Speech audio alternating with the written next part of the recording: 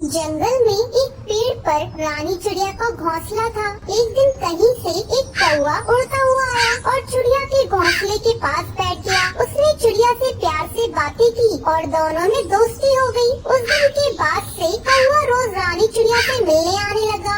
दोनों ढेर सारी बातें करते और एक दूसरे के साथ टाइम बिताते थे। कई बार खाने की तलाश में भी साथ साथ जाते थे।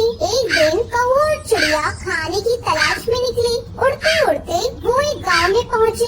वहाँ एक घर के आंगन में चटाई पर मिर्चें सूख रही थी। जब कौवे की नजर लाल मिर्च पर पड़ी, वो चिड़िया से बोला, देखो देखो लाल मिर्च। दोनों नीचे चटाई के पास आकर बैठ गए। चिड़िया बोली, चलो एक कंपटीशन करते हैं, देखिए कौन ज्यादा मिर्ची खा पाता है। ठीक है, लेकिन जो जीता वो दूसरे को खा जाएगा। कौवा कंपटीशन के लिए तैयार हो गया। चिड़िया ने सोचा कौवा मजाक कर रहा है, इसलिए वो भी तैयार हो गई।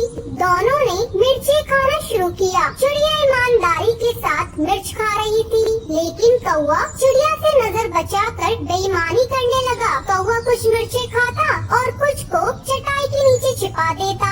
इस बेईमानी की वजह से कौवा जीत गया। जीत की खुशी में वो चिल्लाया, मैं जीत गया, अब मैं तुम्हें खा जाऊंगा।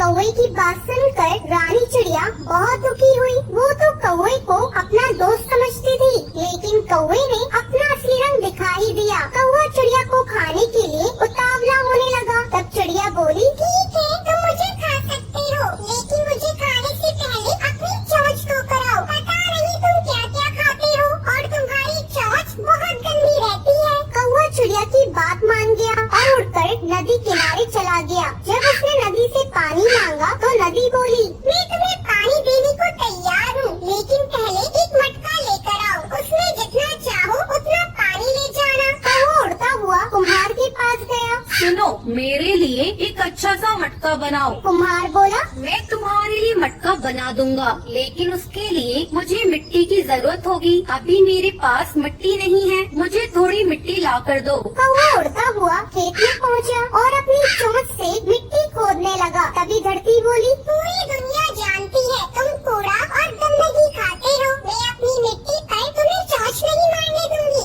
अगर तुम्हें मिट्टी चाहिए तो फावड़ा लेकर आओ। कौवा लोहार के पास गया और उससे बोला, मुझे एक फावड़ा बना कर दो। लोहार बोला, अगर तुम्हें फावड़ा चाहिए तो मुझे आग ला कर दो। कौवा पास में एक किसान के घर गया। वहाँ किसान की पत्नी खाना बना रही थी। कौवा उससे बोला, मुझे आग चाहिए। किसान की पत्नी ने चूल्हे में जलती हुई लकड़ी निकाल कर कौवे की चोंच पर रख दी। आग की चपटे उसके पंखों पर लग गई। कुछ ही देर में कौवा जलकर राख हो गया। तो इस तरह कौवे को अपनी धोखे की सजा मिल जाती है। तो ये थी आज की कहानी। अगर आपको ये कहानी पसंद आई हो तो इसे लाइक और ऐसी कहानियाँ देखने के लिए मेरे चैनल को सब्सक्राइब